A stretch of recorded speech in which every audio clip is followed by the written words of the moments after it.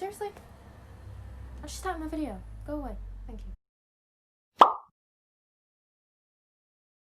Okay, so for this week's video, I'm doing my second video in my collection series, which I will link in the description box below and somewhere wherever you can find them. For the first video, I talked about my pot collection, sort of went into a bit of detail about what it is I like about them, why do I collect them, and also just to show you how awesome they are, because they're awesome. But for this week, I'm actually going to be talking about something that I do collect quite often. I mean, obviously at the moment, that we're sort of in lockdown and not been able to go out and find any new ones or really be able to sort of build up my collection, so that's a bit annoying. But for this week, I'm going to be talking about my vinyl collection. So with my vinyls, about half of them I have in a sense inherited from a family member that did pass away a few years ago, but I'll go into a bit more detail about those vinyls later on in the video. But overall, I have around 59 vinyls. So it's only as I'm editing this video that I actually realise that a bottle just suddenly appears on my desk behind me. It's a bit weird,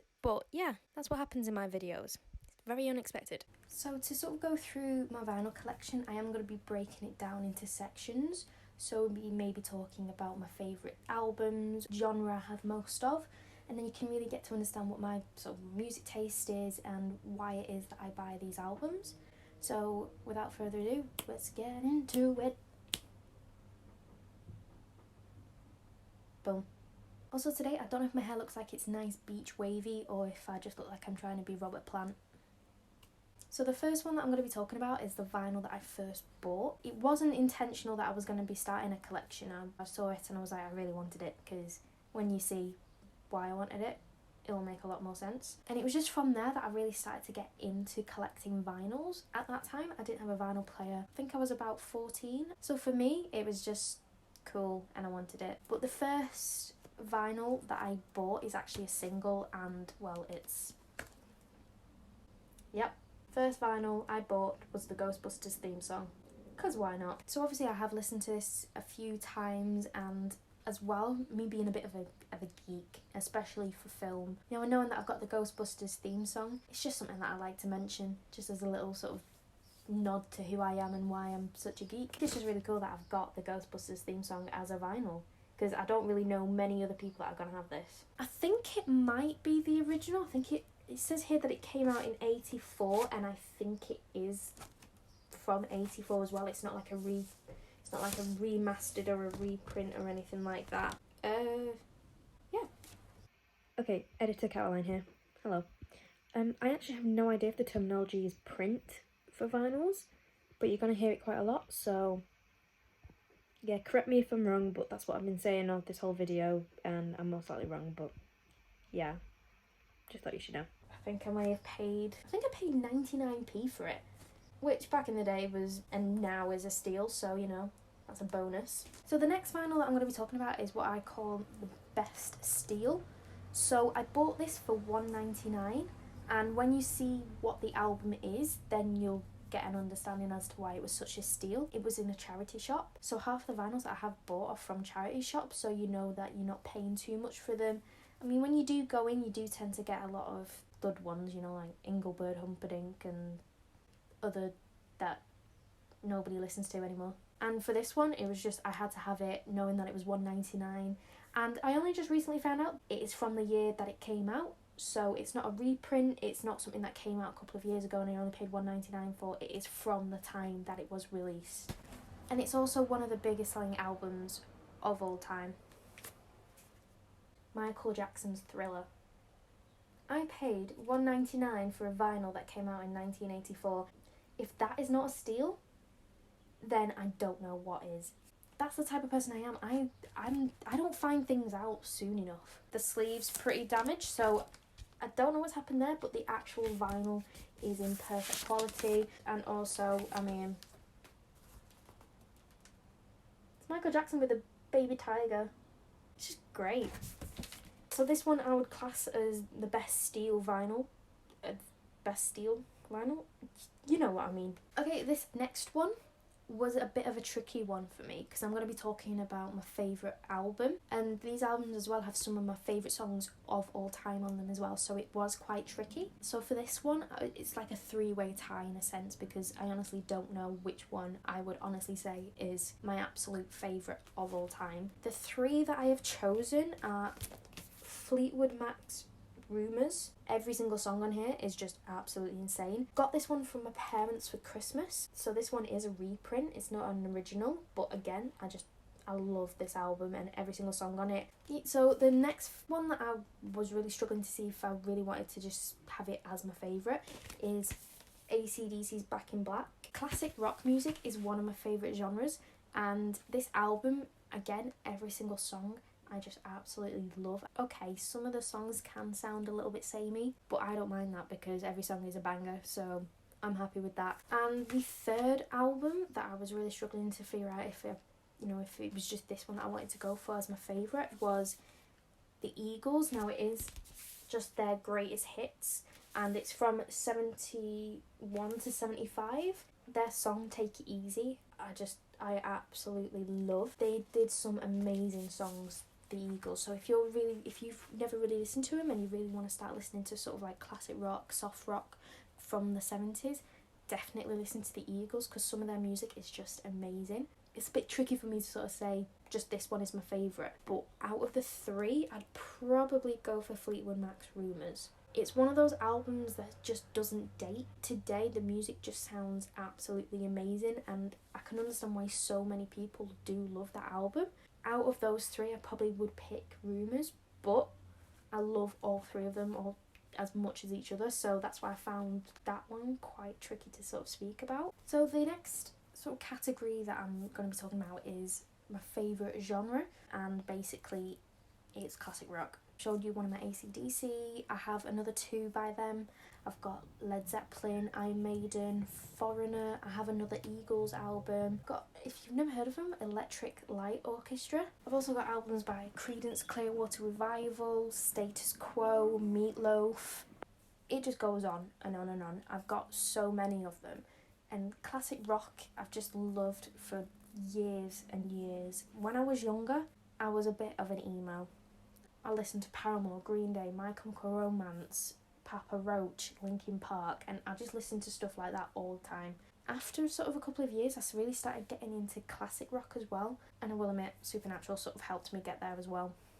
So thanks for that. Ever since then, I've just loved classic rock. So the next album that I am going to be talking about, I did mention at the beginning of the video, and it was about 2 years ago, this November, that they did unfortunately pass away, and it was my great uncle Peter. So it was my mum's uncle, and he had a massive range of vinyls, and something that sort of resonated with me, the music that he listened to, which I honestly didn't realise that he did. And then when I saw these albums, it was just amazing that he had these. From my uncle Peter, I think I inherited probably around 25 to 30 vinyls, and I think all of them are original vinyls, so they came out at that time, or from that year at least. But I'm never ever going to throw them out. I'm never going to sell them. I'm never going to do anything like that, because again, it's sort of like a memory of my great uncle Peter, but then also it's just because of my love for vinyl and being able to play them, and also just sort of keep hold of them. It's also good for a memory of my great uncle Peter, because he was quite a character. He really was. Yeah, he was a pretty cool guy, to be honest. Some of them are quite surprising. I didn't realise that he would actually listen to these guys. So the first one I'm going to talk about is probably the most surprising one that I didn't really think he would be listening to. It's also going to sort of trigger a meme that happened a few years ago. And if you don't know what this meme is, then you're way too young. But the first one, you've been rickrolled, mate. And it is the original Rick Astley, Never Gonna Give You Up vinyl, and I just think that's awesome. And this is probably the one that surprised me most about what my great uncle Peter would listen to. So that one's a bit of a shocker, but again, love it, awesome. You've been rickrolled. So I have actually spoken about this vinyl already, and I had this vinyl before I realised that my great uncle Peter had it, and it's just insane that he's got this one, and now I have two of them. So, and I've got the second one of Fleetwood Mac's Rumours, and this is the original. This is original 1977 because it is one of my favourites, I'm going to try and keep it as safe as possible. So that's why that one's sort of more for play and this one's more for, you know, show, but keeping it safe because I don't want anything to happen to this.